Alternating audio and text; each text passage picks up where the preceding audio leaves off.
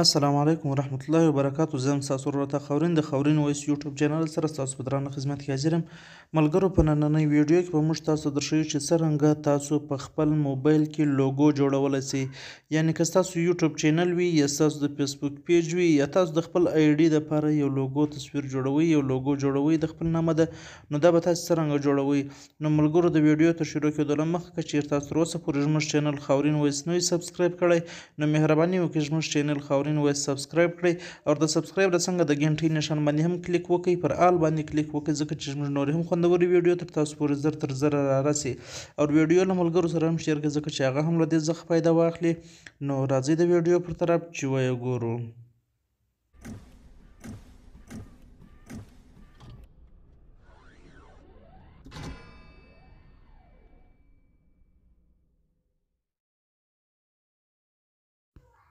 نو ملګرو، تر ټولو له مخه به تاسو په خپل موبایل کې پلی سټور خلاص کړئ. کله چې تاسو پلی سټور خلاص کړئ، په پلی سټور کې به سرچ کې به ولیکئ پیکسل لیب. دا د پیکسل لیب په نامه باندې هم راځي، د پکچر ایډیټر په نامه باندې هم راځي. اوس د پیکسل لیب موږ سرچ کړئ، ګوره پکچر ایډیټر په نامه باندې به تاسو انسټال کړئ. دا ما انسټال کړی دی. اوس به زه خلاص کړم، اوپن به کړم او تاسو به یې ووینئ چې څرنګه په دې کې موږ هغه لوګو جوړوو. اوس دا زه اوپن کوم. دا چې کله تاسو اوپن کړئ، داسې انټرفیس به تاسو ته راوړي. ملګرو، بیا به له دې څخه بعد تاسو پر د اول واره به د ده تصویر ور بدل کړئ. دا کوم چې د ده پر دغه باندې ولاړ دا به سپین کړئ. دا چې کله تاسو سپین کړئ، له دې بعد ملګرو دا تاسو اوکې کړئ. بیا به ولاړ سئ دا ای لیکایي له به ولاړ سئ، پر دا لیکایي باندې به تاسو کلیک وکړئ. کله چې پر لیکایي باندې تاسو کلیک وکړئ، دا به تاسو دلته چې کوم نامه لوګو جوړوئ، اوس زه دلته لوګو جوړوم د خاورین وایس د نامه ده. تاسو د کوم نامه د جوړوئ هغه اول لفظ به تاسو ورکړئ. اوس ګوره زه خاورین لیکم، د خاورین کې او لار به زه کې ولیکم. بیا به پر اوکې باندې کلیک وکړئ. دا کې ته به زه یواره کلر ورکړم، ځکه چې دا پر سکرین باندې معلومیږي. اول وار به زه کلر ورکړم، یو کلر به دلته زه سلیکټ کړم، هغه کلر به دا کې ته ورکړو. بیا به دا کې راغټه کړو، فونټ به ورکړو. له هغه څخه بعد بیا تاسو ګورئ چې موږ په دې کې څرنګه ایډیټینګ کوو او څرنګه له دې څخه لوګو جوړوو. اوس زه دې ته سایز ورکوم، لږ بیا غټ کړم او بیا به فونټ له ولاړ کړم، فونټ به ورکړو. یعنې په کوم سټایل کې دا کې موږ لګوو. دلته به زه راسم، پر دا فونټ باندې به زه کلیک وکړم.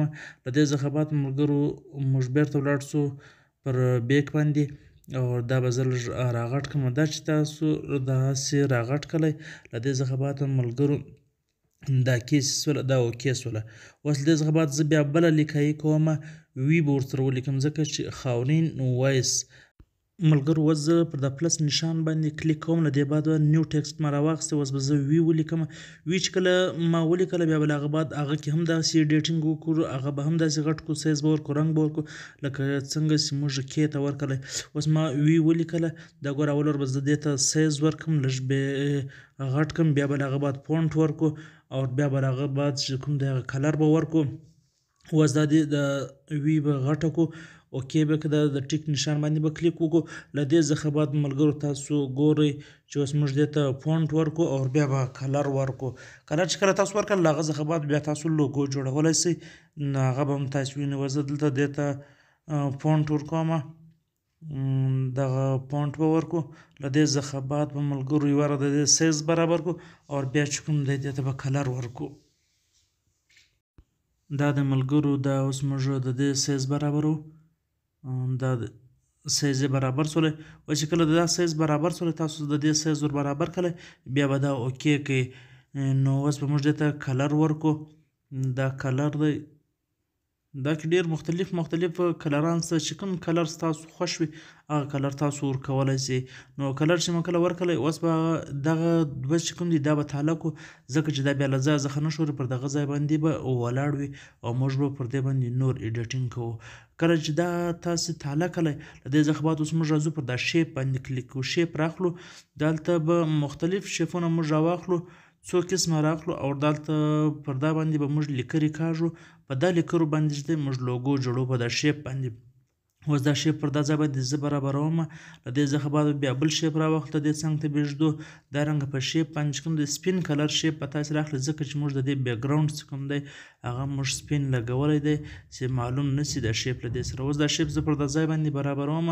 له دې څخه بعد بیا تاسو وګورئ موږ بل شیپ هم راخلو پر دا ځای باندې برابرو او له هغه بعد بیا تاسو لوګو ووینئ چې موږ لوګو تیاره سوله څنګه تیاره سوله.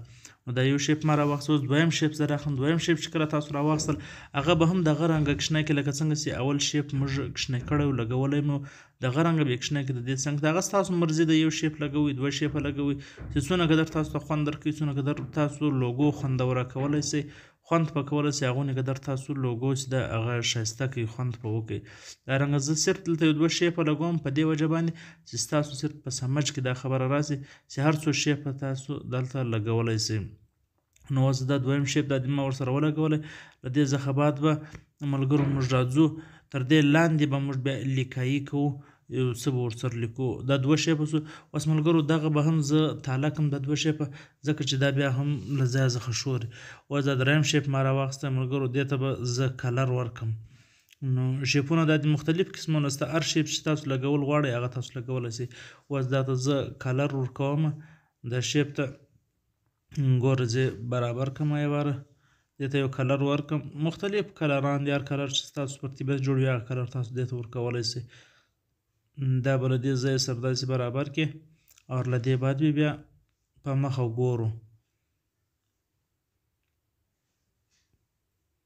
دا اوس ما لاندې ولګول.